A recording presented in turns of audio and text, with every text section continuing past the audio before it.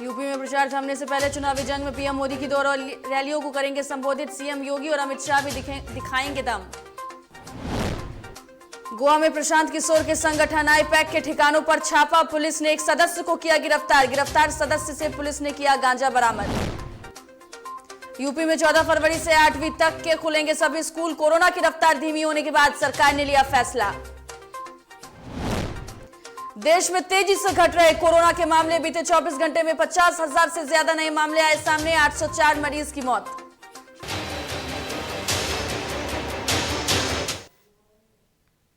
नमस्कार, डीटीवी भारत में आपका स्वागत है। मैं हूं पूजा वर्मा। शुरुआत करेंगे बुलेटिन की।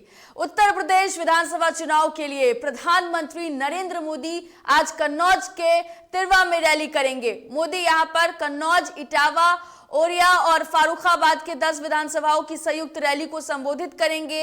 यहां तीसरे चरण में मतदान होना है। वहीं पीएम मोदी आज उत्तराखंड में भी चुनावी रैली करने जा रहे हैं, जहां पीएम दोपहर 1:30 बजे उत्तराखंड के रुद्रपुर में रैली को संबोधित करेंगे। वहीं दोपहर 3:30 बजे उन्हें यूपी के कन्नौज के रैली में शामिल होना है।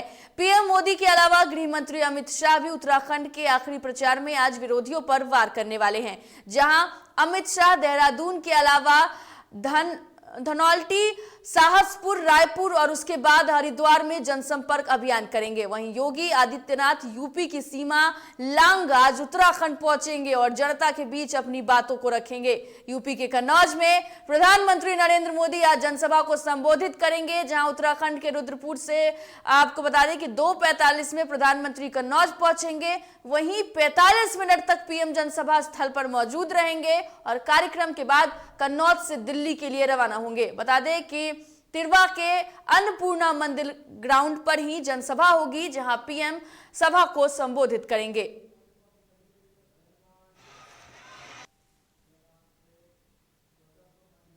गोवा में तृणमूल कांग्रेस टीएमसी के लिए जमीन तैयार करने की कोशिश में जुटे चुनावी रणनीतिकार प्रशांत किशोर के संगठन आईपैक के ठिकानों पर पुलिस ने रेड की है। कार्रवाई के दौरान पुलिस ने प्रशांत किशोर की कंपनी आईपैक के एक कर्मचारी को आपको बता दें कि पोरवोरिम शहर से गिरफ्तार किया है। आरोपी के पास से गांजा बरामद किया गया है। गोवा पुलिस ने यह कार्रवाई की है और आपको बता दें कि बंगले में छिपाकर ये छापेमारी की गई है और यहाँ 8 बंगले आईपैक ने किराए पे ले रखे थे। इस रेड के दौरान ही आईपैक के कर्मचारी को भी गिरफ्तार किया गया और गिरफ्तार कर्मचारी के पास से पुलिस ने आपको बता दें कि गांजा बरामद किया है और उसके खिलाफ एनडीपीएस एक्ट के तहत मामला दर्ज कर लिया गया है। साथ ही गोवा में विधानसभा चुनाव भी होने वाले हैं और 14 फरवरी को मतदान होना है और इससे पिछले करीब 2.5 साल से टीएमसी के लिए रणनीति तैयार कर रहे प्रशांत किशोर गोवा में पार्टी का काम संभाल रहे हैं। हालांकि कुछ दिन पहले प्रशांत और टीएमसी के बीच रिश्तों में खटास की खबरें भी आई थी और यह पहली बार नहीं है जब प्रशांत किशोर की किसी पार्टी से रिश्ते में खटास सामने आई। लेकिन आपको बता दें कि प्रशांत किशोर के संगठन आईपैक के ठिकानों पर छापा मारा गया है और छापेमारी में एक व्यक्ति को भी गिरफ्तार किया गया है, जिसके पास से पुलिस ने गांजा बरामद किया है। तो एक सदस्य की पुलिस ने गिरफ्तारी भी की है और हो सकता है प्रशांत किशोर के इस पूरे मामले में मुश्किलें भी बढ़ जाए। दरअसल गोवा में आईपैक के ठिकानों पर पुलिस ने छापेमारी की और इस दरमियान एक व्यक्ति को पुलिस ने गिरफ्तार किया है। गिरफ्तार व्यक्ति के पास से पुलिस ने गांजा बरामद किया है। हालांकि इस मामले में सूचना मिलने के बाद जब पुलिस वहां पर पहुंची तो पुलिस ने जांच की और जांच के दरमियान एक व्यक्ति के पास से पुलिस ने गांजा बरामद किया है। हालांकि अब इस पूरे मामले में प्रशांत किशोर की मुश्किलें जरूर बढ़ सकती हैं।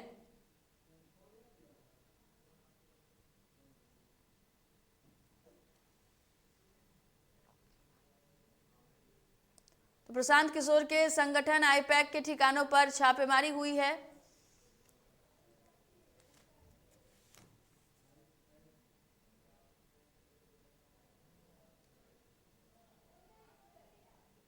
तो प्रशांत किशोर के संगठन आईपैक के कई ठिकानों पर छापेमारी हुई है। प्रशांत किशोर की मुश्किलें जरूर बढ़ सकती है। आपको बता दें कि प्रशांत किशोर एक मंझे हुए रणनीतिकार हैं। अलग अलग पार्टियों के लिए रणनीति एक प्लेटफॉर्म तैयार करने के लिए उनका नाम सामने आता रहा है और ऐसे में उनकी परेशानी बढ़ने जा रही है। चलिए खबर पर अधिक जानकारी के लिए हमारी सहयोगी सृष्टि हमारे साथ लाइव जुड़ गई हैं। सृष्टि से अधिक जानकारी लेंगे। सृष्टि, आईपैक के कई ठिकानों पर छापेमारी हुई है। सबसे पहले तो हम जानना चाहेंगे कि क्या कुछ पूरा मामला है और फिलहाल क्या कुछ अपडेट है। जी बिल्कुल पूजा, देखिए प्रशांत किशोर राजनीतिक रणनीतिकार जो है अब उनकी मुश्किलें बढ़ने जा रही है क्योंकि वो संगठन चलाते हैं, उनसे ही सारा काम होता है जिसको आईपैक कहते हैं और उसका फुल फॉर्म है इंडियन पॉलिटिकल एक्शन कमिटी। नाम से ही समझ में आता है कि पार्टियों के लिए काम करते हैं, पॉलिटिकल है। और अब उनकी मुश्किलें इसलिए बढ़ गई है क्योंकि उनके संगठन पर गोवा में छापेमारी हो गई है पूजा, जिसमें एक कर्मचारी गिरफ्तार हुआ है गांजा के साथ और उस कर्मचारी की उम्र 28 साल बताई जा रही है पूजा। और अगर बात करें कि पुलिस ने इन पर मुकदमा भी दर्ज किया है, एनडीपीसी मामले में मुकदमा दर्ज हुआ है, तो कहीं ना कहीं प्रशांत किशोर की मुश्किलें अब बढ़ती जा रही है क्योंकि देखिए पूजा, एक तरफ नाम बहुत है प्रशांत किशोर का और साथ साथ गांजा एक बड़ा शब्द हो जाता है, बैन है हर जगह, कई जगह बैन है। और ऐसे में जब गांजा बरामद होता है तो कहीं ना कहीं कई सवाल उठते हैं। देखिए इंडियन पॉलिटिकल एक्शन कमिटी, नाम से ही पता चलता है पॉलिटिकल ब्रांडिंग करते हैं, पार्टियों के लिए ब्रांडिंग करते हैं, तो कहीं ना कहीं उनकी मुश्किलें बढ़ते जा रही है क्योंकि सवाल तो उठेंगे पूजा, गांजा बरामद हुआ है और कहीं ना कहीं पुलिस ने एक व्यक्ति को बरामद किया है। और सवाल आपसे सृष्टि लेना चाहेंगे कि देखिए अगर प्रशांत किशोर की हम यहाँ पर बात करें तो प्रशांत किशोर, आपने भी बताया कि मंझे हुए रणनीतिकार हैं, अलग अलग पॉलिटिकल पार्टीज के लिए वो एक प्लेटफॉर्म तैयार करते हैं। अगर प्रधानमंत्री मोदी की बात करें उनके लिए भी उन्होंने काम किया है, ममता बनर्जी के लिए भी उन्होंने काम किया है। ऐसे में हम ये जानना चाहेंगे कि जब इनके बारे में ये खबरें आ रही हैं, उनके संगठन पर इस तरीके से छापेमारी हुई है, तो प्रशांत किशोर का नाम भी अब सामने आ रहा है, तो ऐसे में स्थिति क्या हो सकती है? प्रशांत किशोर को लेकर उनकी आगे की पूरे मामले में क्या रुख हो सकता है? साथ ही साथ एक ये भी सवाल है आपसे कि प्रशांत किशोर के संगठन पे हुआ है, तो प्रशांत किशोर किस तरीके से इसमें इन्वॉल्व हो सकते हैं?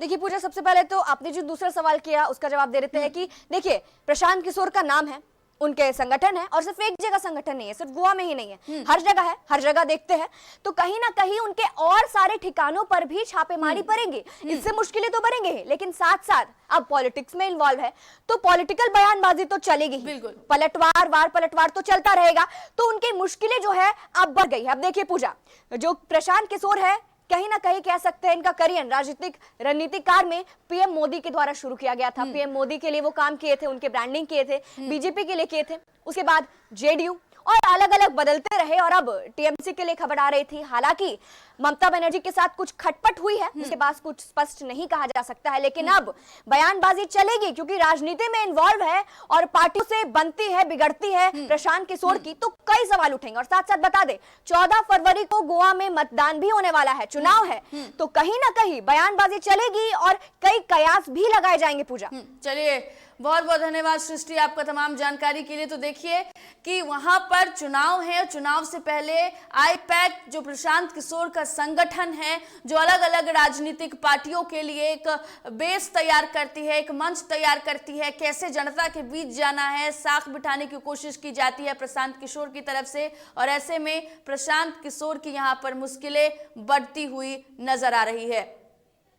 तो देखिए प्रशांत किशोर की हम अगर यहाँ पर बात कर ले तो गोवा में भी चुनाव होने हैं और ऐसे में इससे पहले उनके ठिकानों पर छापेमारी होना ये अपने आप में उनके लिए कहीं ना कहीं हम कह सकते हैं कि मुश्किल जरूर खड़ा कर सकता है।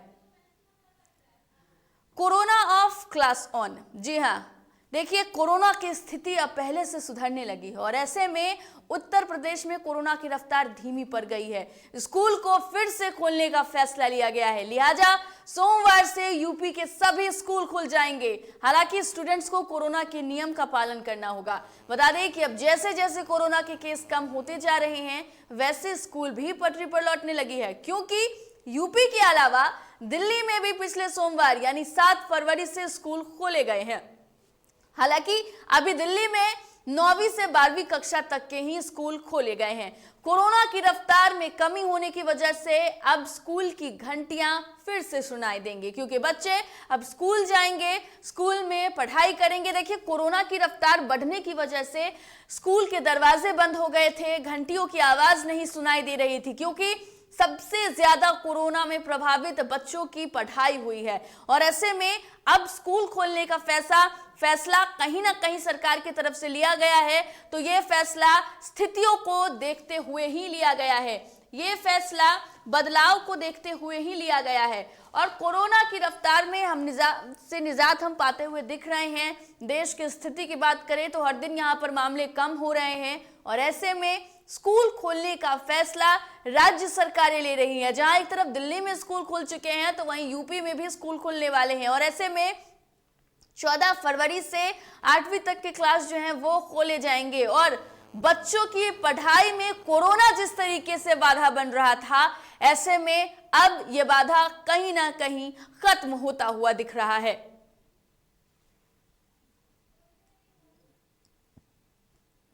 तो यूपी में 14 फरवरी से 8वीं तक के सभी स्कूल खुलने वाले हैं। और कोरोना के मामले में कमी होने के बाद सरकार ने यह फैसला लिया है। यह फैसला बच्चों के भविष्य को देखते हुए, देखिए, कोरोना की वजह से ऑनलाइन क्लासेस पर ज्यादा ध्यान दिया जा रहा था, और इससे कहीं ना कहीं ऑनलाइन क्लासेस बच्चों के लिए उतने ज्यादा लाभकारी साबित नहीं हो रहे थे। फिजिकल तौर पर वहां स्कूल में प्रेजेंट रहना, स्कूल का वातावरण, स्कूल में जो प्रैक्टिकल रूप से, फिजिकल रूप से जो सीखने को मिलता है, कहीं ना कहीं ऑनलाइन तरीके से वो तमाम चीजें नहीं हो पाती हैं। और ऐसे में जब सरकार ने यह फैसला लिया है, तो यह बच्चों के हित में ही फैसला लिया गया है। तो यूपी में 14 फरवरी से 8वीं क्लास के जो स्कूल हैं वो खोल दिए जाएंगे। हालांकि इसमें सबसे ज्यादा जरूरी यह है कि बच्चे तमाम कोविड गाइडलाइंस का पालन करें। स्कूल प्रबंधन भी बच्चों से कोविड गाइडलाइंस के नियमों का पालन करवाने पर जोर दे, और स्कूल प्रशासन भी पूरी तरीके से कोविड गाइडलाइंस का पालन करे, क्योंकि कोरोना से खिलवाड़ बिल्कुल गवारा नहीं है। राज्य सरकार ने भी ये कहा है कि कोरोना गाइडलाइंस का पालन करते हुए स्कूल को खोला जाए और बच्चों की पढ़ाई को दोबारा सुचारू रूप से शुरू किया जाए।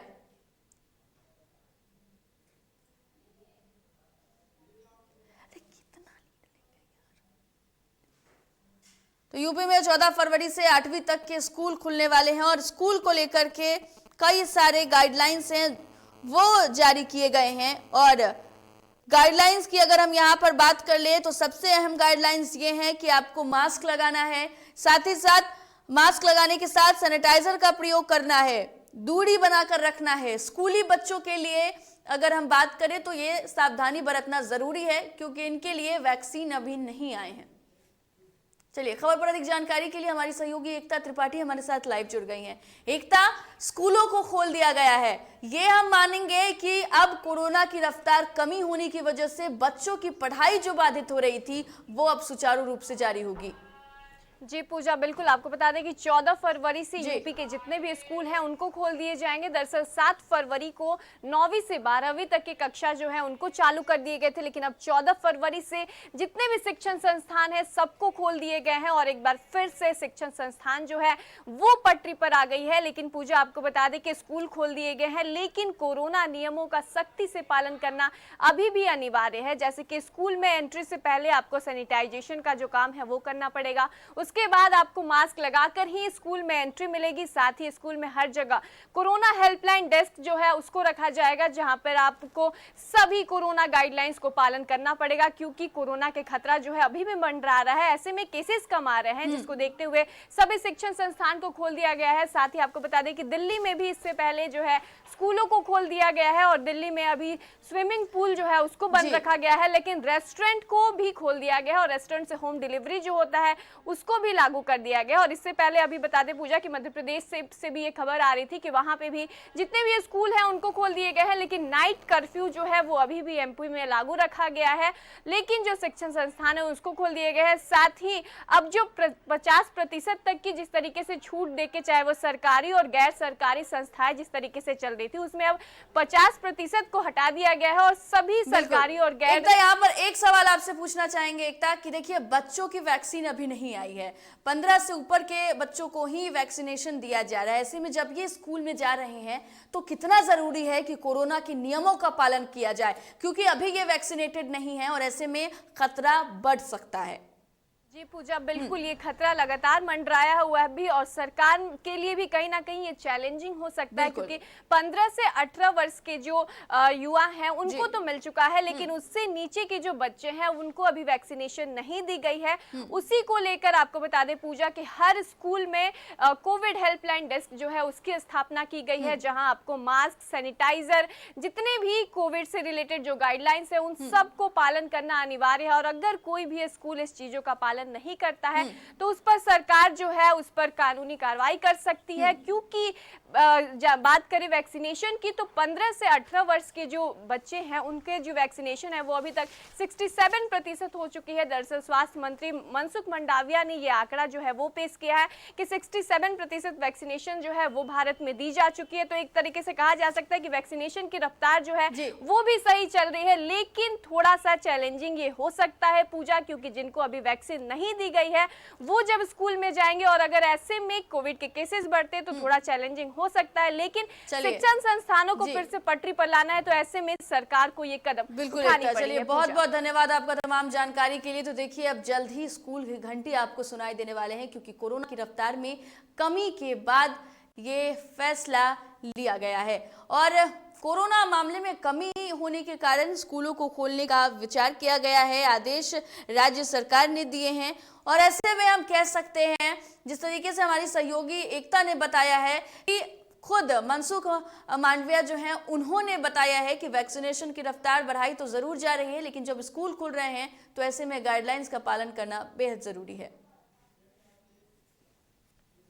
देश में कोरोना वायरस महामारी के मामले अब घट रहे हैं। देश में पिछले 24 घंटों की अगर हम बात करें तो यहां कोरोना वायरस के 50,407 नए केस सामने आए हैं और 804 लोगों की मौत हुई है। केंद्रीय स्वास्थ्य मंत्रालय की ओर से जारी किए गए आंकड़ों के मुताबिक देश में अब एक्टिव मामलों की संख्या घटकर 6,10,443 हो गई है। वहीं इस महामारी से जान गंवाने वालों की संख्या बढ़कर 5,07,981 हो गई है। आंकड़ों के मुताबिक कल 1,36,962 लोग ठीक हुए हैं, जिसके बाद अब तक 4,14,68,120 लोग संक्रमण से मुक्त हो चुके हैं।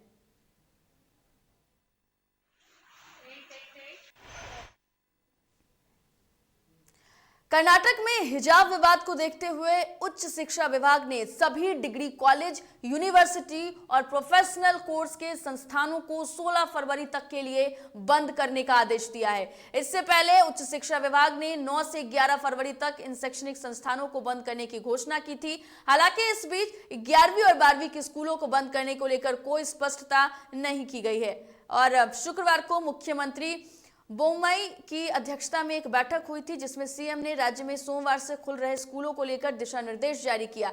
स्कूल के खोलने को लेकर सीएम ने कहा है कि किसी भी अप्रिय घटना को रोकने के लिए एहतियाती कदम उठाए जाने चाहिए। साथ ही उन्होंने कहा है कि एसपी और डीसी को संवेदनशील क्षेत्रों के प्रमुख स्कूलों का दौरा करना चाहिए और यह सुनिश्चित करना चाहिए कि संवेदनशील क्षेत्रों में कोई अप्रिय घटना ना घटे।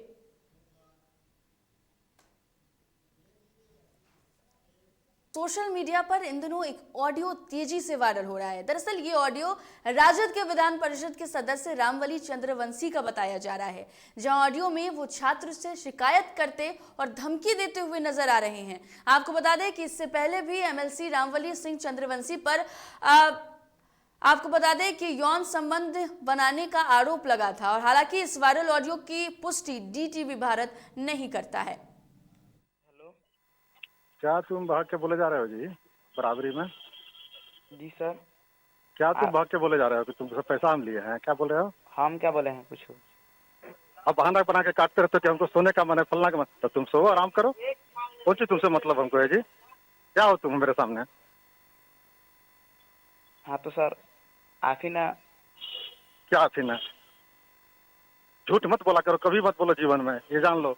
हम झूठ नहीं बोलते हैं। हाँ तो नहीं हमसे लगाव तो कहोगे हमसे नहीं लगाव है। नहीं हम आपको पसंद करते हैं, नहीं आपसे हमको दोस्ती करना है, इसमें कोई जबरदस्ती है? आप मेरे पे हमेशा शक करते हैं। तो क्यों नहीं शक करेंगे? तुम हमेशा, हम तुमको याद करते हैं, तू कभी याद नहीं करते हो, तो क्या दोस्ती का हुआ ये मतलब? पटना के कंकड़बाग में योकावा इलेक्ट्रॉनिक व्हीकल का बिहार का पहला शोरूम आशीर्वाद ग्रीन एनर्जी का उद्घाटन बिहार सरकार के कला संस्कृति एवं युवा विभाग मंत्री आलोक रंजन झा ने किया है। वहीं मौके पर बिहार के जाने माने समाज सेवी डॉक्टर अजय प्रकाश मौजूद रहे। उद्घाटन के बाद मंत्री आलोक रंजन झा ने कहा है कि शोरूम का खुलना बिहार के पर्यावरण के लिए बड़ा लाभप्रद है और जनता को अब पेट्रोल और डीजल से निजात पाने में काफी सहूलियत होगी। वहीं डॉक्टर अजय प्रकाश ने भी बिहार सरकार और भारत सरकार के इस पर्यावरण और स्वच्छता अभियान को सराहते हुए कहा है कि इस तरह की जो कार्यक्रम चलाए जा रहे हैं वो काफी सराहनीय हैं और उत्कृष्ट कार्यक्रम हैं। पर्यावरण को सुरक्षित करने के लिए अब इसी तरह के हथकंडे अपनाए जा सकते हैं और बिहार के सभी जनता को चाहिए कि अब पेट्रोल और डीजल से चलने वाली गाड़ियों को कम किया जाए और इसी तरह के इलेक्ट्रॉनिक गाड़ियों को सबसे अधिक ज्यादा से ज्यादा प्रयोग किया जाए। वहीं आशीर्वाद ट्रेडिंग प्रबंधक प्रिंस कुमार राजू ने बताया है कि इस गाड़ी को खरीदने या गाड़ी को रोड पर चलाने में सबसे बड़ी सहूलियत होगी। आज जो ये इस ई व्हीकल का शुभारंभ करके उन्होंने हमारे माननीय प्रधानमंत्री जी के आत्मनिर्भर भारत के सपना को साकार करने का काम किया है और साथ ही साथ इस ई व्हीकल से जो बहुत बड़ा लाभ आज के समय के सबसे अधिक हम समझते हैं कि जो जलवायु परिवर्तन हो रहा है और जिसके कारण पूरे देश ही नहीं दुनिया इस पर विचार कर रही है, उसमें भी हम समझते हैं कि यह ई व्हीकल बहुत ही मील का पत्थर साबित होगा। हमारा जीवन जो है वो किसी कारण से हमारे पर्यावरण के गड़बड़ी के कारण, प्रदूषण फैलने के कारण हमारा शरीर जो है अस्वस्थ होते चला जा रहा है। लेकिन ये जो आज उद्घाटन किया गया है, इस उद्घाटन के तहत किन चीजों का उद्घाटन किया गया है? यहाँ पर ई रिक्शा, ई साइकिल, ई स्कूटी, मतलब वैसे वाहनों का यहाँ से बिक्री करने मार्केट के अंदर, समाज के अंदर दिया जाएगा, जहाँ से किसी प्रकार का पर्यावरण को नुकसान नहीं होना है। अगर पर्यावरण दूषित नहीं रहेगा तो निश्चित रूपेण हम सभी स्वस्थ रहेंगे और लंबी आयु के साथ सतर्कता के साथ हम लोग जीवित रह पाएंगे। और जो सबसे बड़ी बात है कि हम लोग का जो ई रिक्शा है वो सोलर प्लेट से चलने वाला है। सोलर प्लेट से चलने वाला बिहार की पहली कंपनी है ये बिहार में, जो सोलर प्लेट से ई रिक्शा चल रही है। समस्तीपुर जिले के मुसघरारी थाना क्षेत्र में पानी के गड्ढे में एक व्यक्ति का शव बरामद किया गया। वहीं शव मिलने से आसपास के इलाके में सनसनी फैल गई, साथ ही लोगों की भीड़ घटनास्थल पर जुट गई। दरअसल सूत्रों की माने तो किसी ने हत्या कर शव को पानी में भरे गड्ढे में फेंक दिया। वहीं पुलिस मौके पर पहुंचकर आगे की कार्रवाई में जुट गई है। साथ ही इस मामले को लेकर लोगों ने एनएच जाम कर यातायात बाधित कर दिया और अपराधी की गिरफ्तारी और परिजनों को मुआवजे की मांग लगातार करते हुए दिखे। वहीं मामले में माले ने भी इस हत्याकांड की निंदा की है। रात्रि में इनकी हत्या कर दी गई, पानी में सब था। सवेरे शौच के लिए लोग आए तो सबको देखे, क्षेत्र में सनसनी फैल गई। जानकारी पर मुसरीघरारी पुलिस आ गई है और मुसरीघरारी पुलिस सबको ग्रामीणों के सहयोग से पानी से निकाल करके जांच पड़ताल में लग गई है। आक्रोशित ग्रामीण के द्वारा हत्यारे की गिरफ्तारी की मांग को लेकर के एनएच 28 जाम किया गया है। नालंदा के गोकुलपुर थाना क्षेत्र इलाके के बजरंगी मोड़ पर सुबह अपराधियों ने घर से मॉर्निंग वॉक के लिए निकले अधेर चंद्रशेखर प्रसाद नाम के व्यक्ति की गोली मारकर हत्या कर दी। गोलियों की तड़तड़ाहट से थोड़ी देर के लिए पूरा इलाका गूंज उठा। परिजनों का आरोप है कि पुलिस ने बिना परिवार वालों को सूचना दिए शव को घटनास्थल से पोस्टमार्टम के लिए बिहार शरीफ सदर अस्पताल भेज दिया। घटना के बाद गोकुलपुर थानाध्यक्ष के ऊपर ही परिजनों और ग्रामीणों ने हत्या करवाने का गंभीर आरोप लगाया है। घटना किन कारणों से हुआ है इसका अभी तक कुछ पता नहीं नहीं चल पाया है। घटना की जानकारी मिलते ही सदर डीएसपी डॉक्टर शिबली नोमानी बिहार शरीफ सदर अस्पताल पहुंचे और पूरे मामले की जांच में जुट गए हैं। सुबह सुबह कैसे क्या हुआ है? पता नहीं, घूमने के लिए निकले हैं, उसके बाद हमको फ़ोन किया कि मर्डर हो गया। उसके बाद तुरंत बड़ा बाबू वहाँ से उठा लिया लाश। चंद्रशेखर है जो शाहपुर में अपने ससुराल में रहते थे। उनके परिजन का कहना है कि सुबह में प्रत्येक दिन के भांति मॉर्निंग वॉक में निकले हुए थे और इनको गोली मार दिया गया, जिसमें इनकी मृत्यु हो गई तत्काल। फिलहाल इस बुलेटिन में इतना ही। देश दुनिया की तमाम खबरों के लिए देखते रहिए DTV भारत। मुझे दीजिए इजाजत। नमस्कार।